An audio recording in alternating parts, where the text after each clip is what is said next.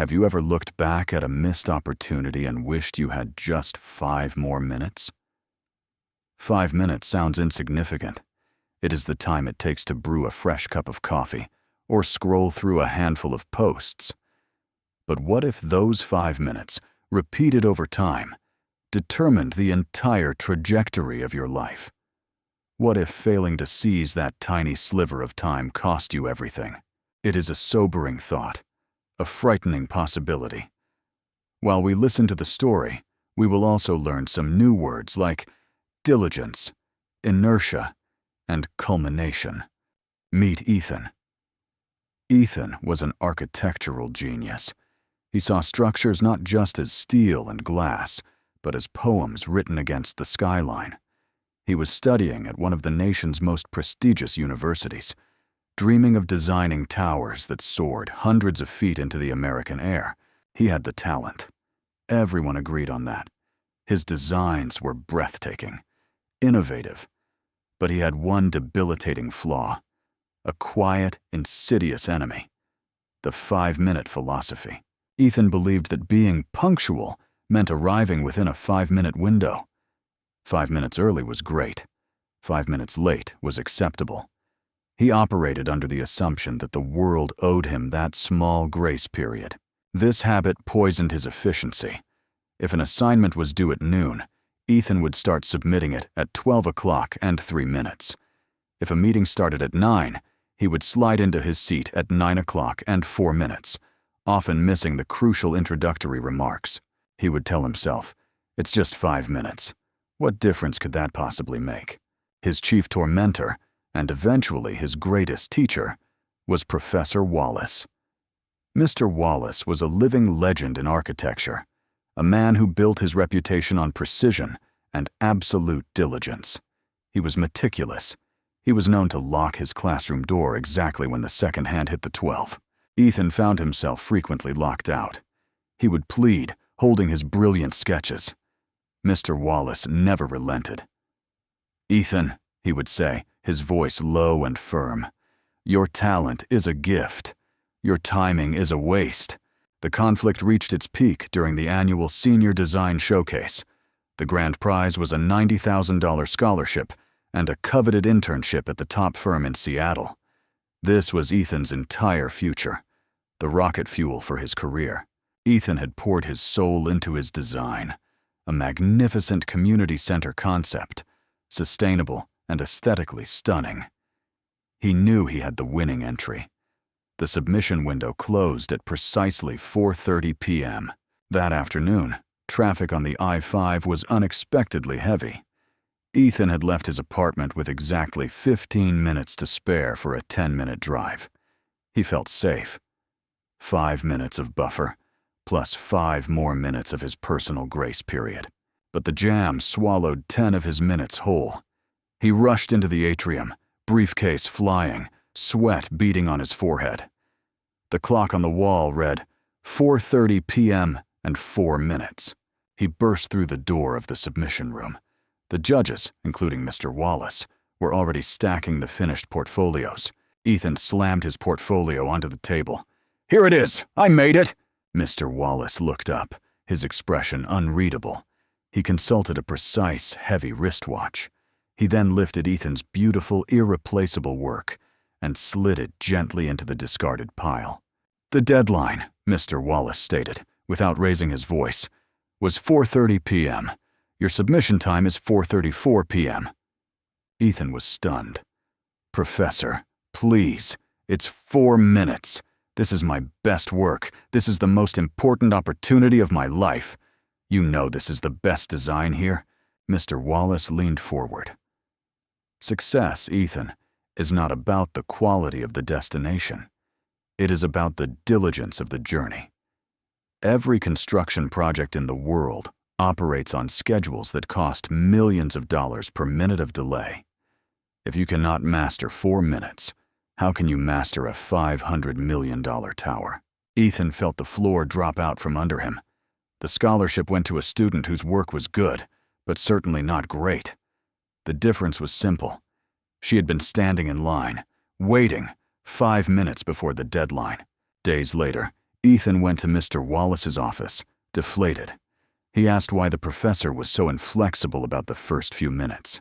Mr. Wallace stood up and walked to his window, pointing toward the massive shipping port visible in the distance. He used a powerful metaphor.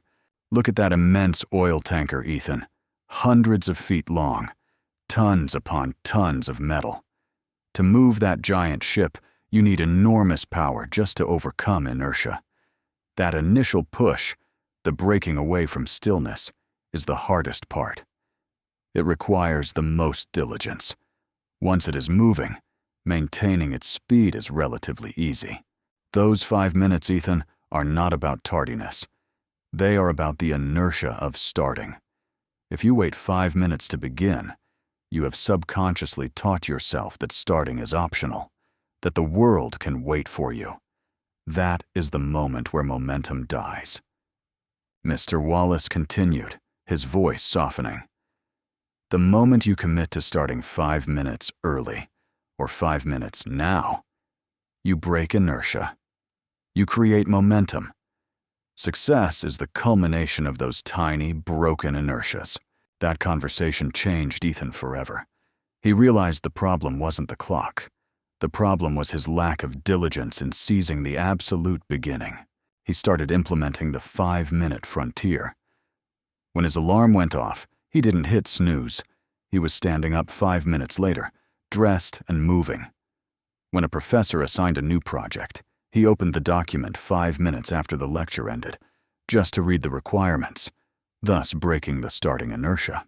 Over the next few years, this small shift had a monumental effect. Because he started 5 minutes earlier, he finished projects days ahead. His early diligence meant he could iterate and perfect his designs, leading to true excellence. He graduated at the top of his class and joined a large global firm. His reputation grew not just for his designs, but for his reliability and readiness. 10 years later, Ethan was pitching for the most critical contract of his career, a 100-story landmark tower in downtown Chicago. The final selection required a mandatory, in-person presentation of the preliminary budget, followed by immediate contract signing. Ethan walked into the client's office 5 minutes early. He was completely calm. He was prepared. His main competitor, a veteran architect named David, arrived 4 minutes late. David had hit one unexpected snag, a minor technical delay in printing his final bound budget, and thought a 4-minute delay would be acceptable. The clients, a major investment group, had just implemented a strict new security protocol requiring all visitors to be checked in 5 minutes before the scheduled meeting time. David, arriving late, missed the check-in window. While Ethan was successfully presenting his numbers, David was stuck in the lobby, arguing with security, his $1-million presentation locked in his briefcase. The clients, respecting Ethan's strict adherence to the schedule and appreciating his preparedness, signed the contract 5 minutes after Ethan finished presenting. David lost a lifetime of success because he could not spare 5 minutes of diligence. The lesson here is profound, isn't it? The 5 minutes you waste, the 5 minutes you delay, are not just 5 minutes of time. They are the initial, necessary force required to break the heavy chain of inertia. What is inertia? It is the resistance of any physical object to any change in its state of motion. For us, inertia is the resistance to starting something difficult or important. Diligence is the careful and persistent effort required to achieve that initial movement. It is the opposite of procrastination. It is the habit of readiness. And culmination? That is the achievement of success.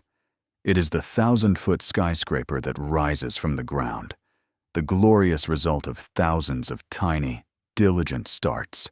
If you repeatedly miss the frontier of those first 5 minutes, you teach your mind that starting is unimportant.